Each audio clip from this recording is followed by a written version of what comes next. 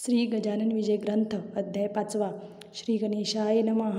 हे आज अजित अद्वया सच्चिदानंदा करुणालया दास गणू लागला पाया आता अभय असू दे.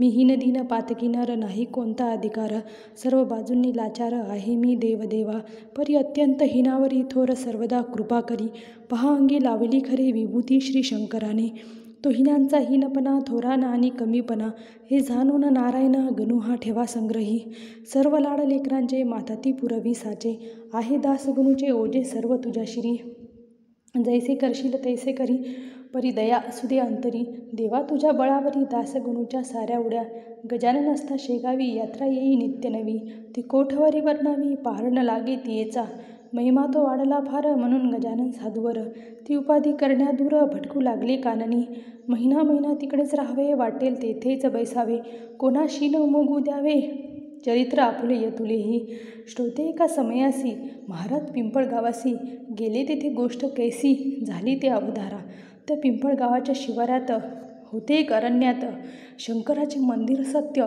जुने पुराणे हेमाडपंथी ऐशा त्या मंदिरी येथे झाले साक्षात्कारी बैसले शिवाच्या गाभारी लावून या पद्मासन गुराखी त्या गावाचे आपापले कळप गुरांचे घेऊन या निघाले साचे अस्तमानी गावाकडे.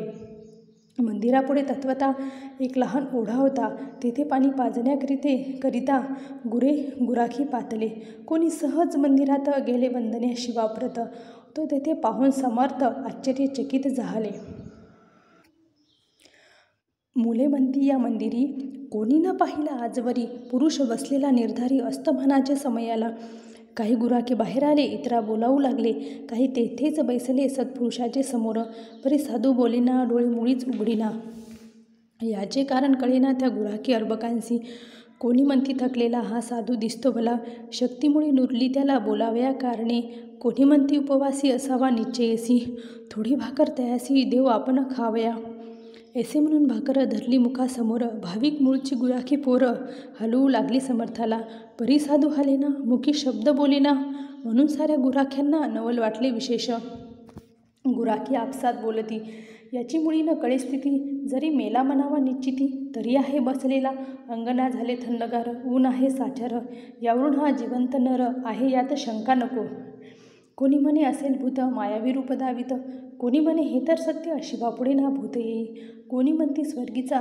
देव हा असावा साजा लाभ त्याच्या दर्शनाचा झाला आपण हेच भाग्य याच्या आता पूजन करू अवघे आपण जा स्नाना लागून पाणी आणा ओढ्याचे पोरे गेले ओढ्यावरी गेळ्यामध्ये आणले वारी परमभावे पायावरी घाली ते झाले समर्थांच्या कोणी वन्य पुष्पे आणली माळ त्यांची तयारी केली कंठामध्ये घातली गुराख्यांनी साधूच्या कोणी कांदा भाकर नैवेद्यार्थ साचर दिली ठेवून समोर एका वडाच्या पानावरी गुराख्यांनी केले नमन आदरे भाव धरून काही वेळ केले भजन पुढे बसून समर्थांच्या ऐसा आनंद चालला तो गुराखी एक बोलला अरे वेळ बहु झाला चला आता गावाकडे दिवस गेला मावळून कान आली रानातून मुले गुरांना घेऊन ऐसे लोक म्हणतील की कदाचित आपणासी पाहण्या येतील काननासी तान्ही वासरे घरासी लागली असतील हुमरावया या साधूची हकीकत आपण सांगू गावात शहाण्या वडील माणसाप्रत म्हणजे येईल कळून की तेवघ्यांसी मानवले गुराखी सर्व निघून गेले गावामाझे कळविले मंदिराचे अवघे वृत्त पुढे श्रोते प्रातक काळी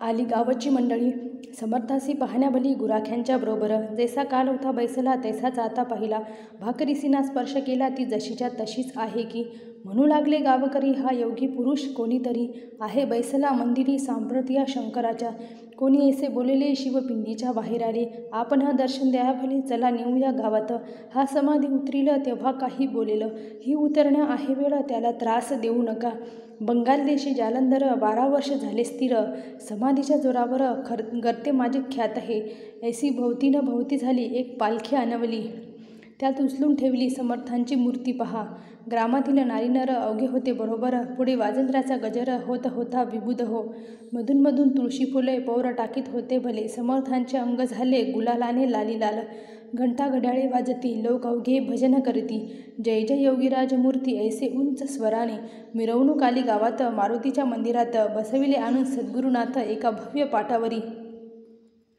तोही दिवस तैसाच गेला परी लोकांनी विचार केला आपण करू स्तवनाला उपाशी बसून यांच्यापुढे.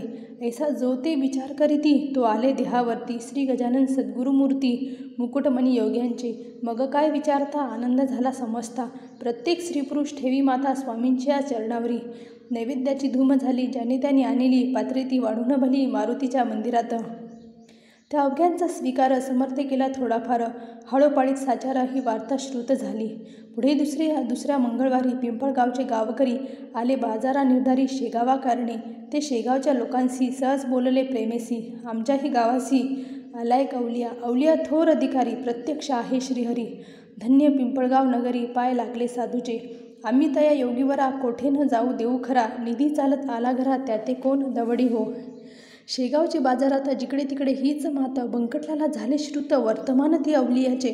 बंकटलाल पत्नीसहित गेला पिंपळगावात. समर्थाशी जोडून हात विनवू लागला नानापरी. आता येतो म्हणून निघून गेला तापन. त्यास झाले 15 दिन. याचा विचार करा हो. गुरुराया तुम्हाविन भणभणीत दिसे सदन. शेगावच्या अवघेजण चिंतातूर झाले हो. गाडी आणली आपणासाठी चला शेगावी ज्ञानजेठी. मायलेका होणे तुटी हे काही बरे नसे.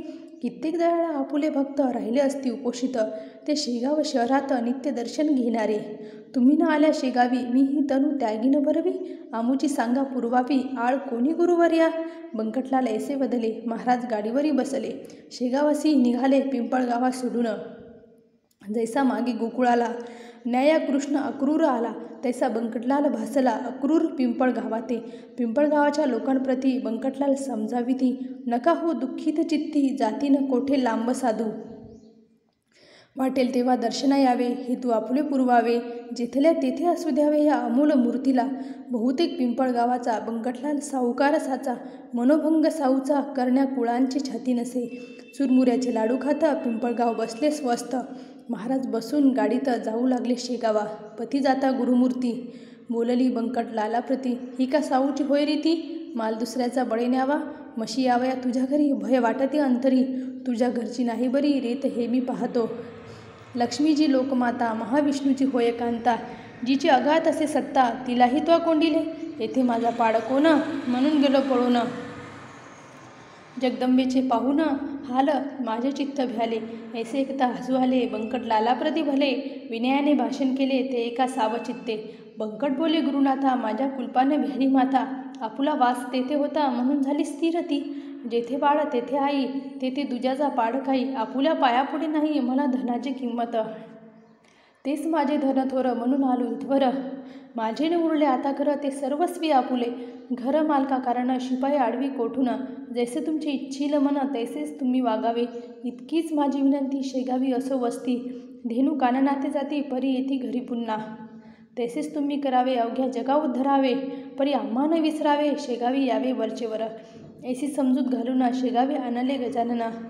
तिथे काही दिवस राहून निघून गेले पुनरपी. ती ऐकावी तुम्ही कथा सांगतो मी इथे आता. अडगाव नामे ग्राम होता एक तया वऱ्हाड प्रांती. त्या ग्रामाकारण जाया निघाले दयाघन.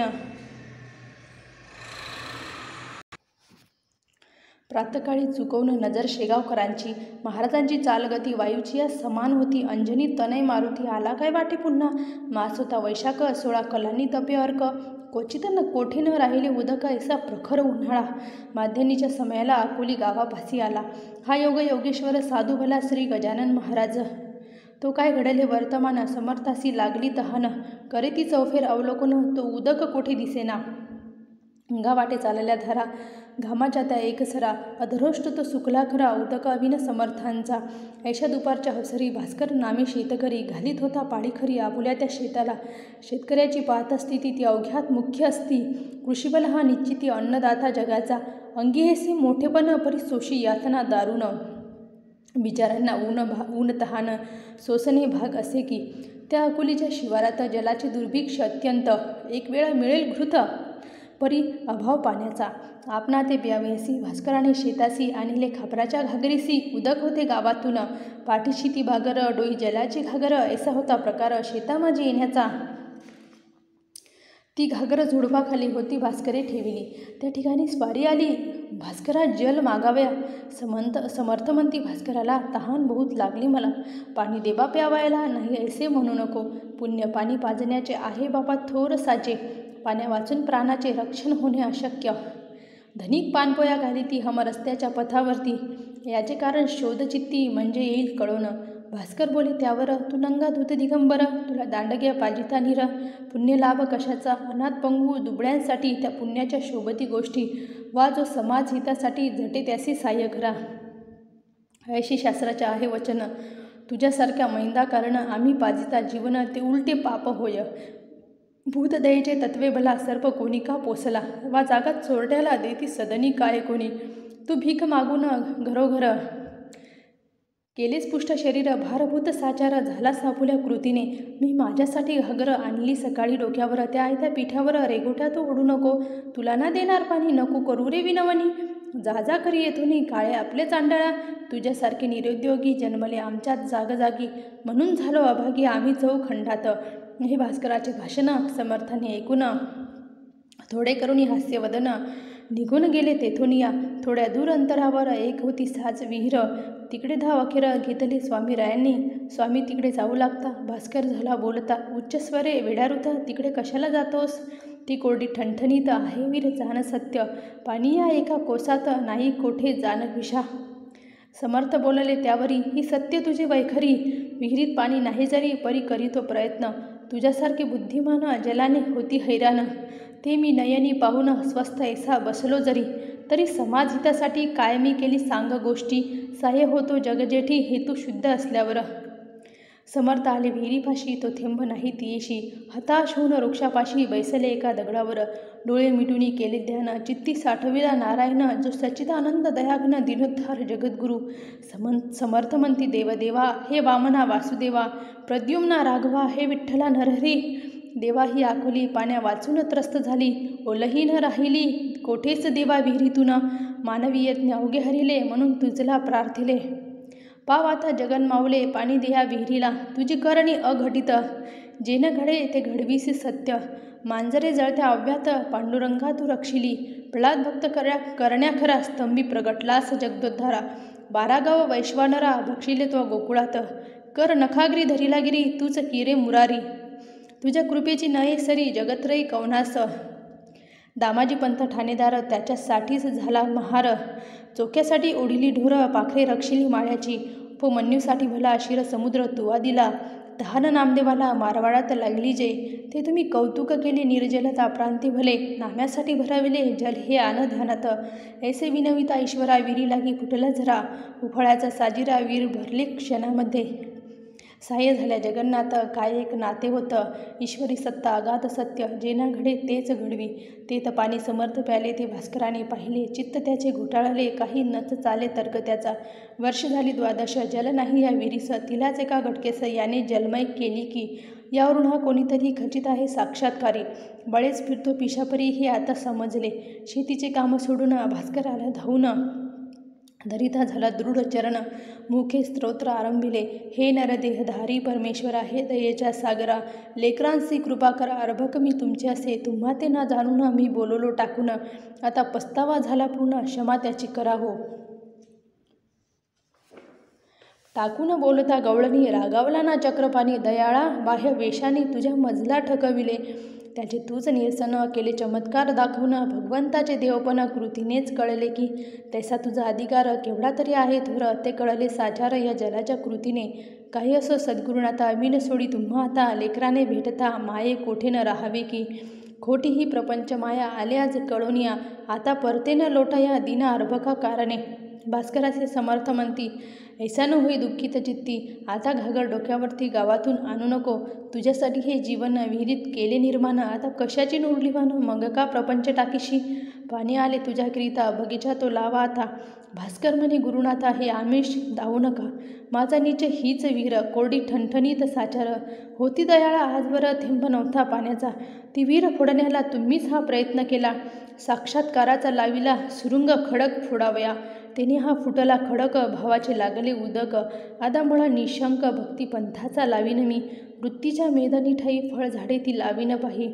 सन्निधीची माझी आई तुझ्या कृपे करुण, सत्कर्माची फुल झाडे लावीन मी जिकडे तिकडे. हे शैनेक बैलवाडे यांचा संबंध आता नको. पहा श्रोते, संत संगती शयने घडता भास्कराप्रती केवढी झाली उपरती याचा विचार करा हो. खऱ्या संताचे दर्शन आगळे सर्व साधनाहून. तुकारामे केले वर्णन संत चरण रजाचे अभंगी. तो अभंग पहावा, चित्ती विचार करावा आणि त्याचा अनुभव घ्यावा निज हिता कारणे.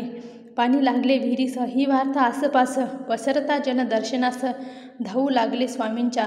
मधूचा लागता सुगावा जैसा मक्षिका घेती धावा, वा साखरेचा पाहुण रवा मुंग्या येती धावून. तैसे श्रोते तेथ झाले, लोक अपार मिळाले. विहिरीचे पाणी पाहिले, पिऊन त्यांनी तेधवा. उदक निर्मळ शीत मधुर गोड अमृताहुनी फार. करू लागले जय जयकार गजाननाचा लोकसारी. असो पुढे भास्करासहित अडगावासी न जाता परत.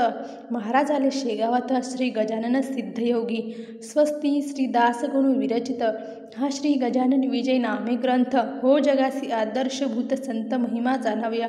शुभम भवतु श्री हरिहरार्पणमस्तु. इति श्री गजानन विजय ग्रंथस्य पंचम अध्याय समाप्तः. अनंतकोटी ब्रह्मांड नायक महाराजाधिराज योगीराज परब्रह्म सच्चिदानंद भक्त प्रतिपालक शेगाव निवासी समर्थ सद्गुरु श्री गजानन महाराज की जय. झालेली सेवा गुरुमाऊली गजानन महाराजांच्या चरणी समर्पित करते. धन्यवाद धन्यवाद धन्यवाद.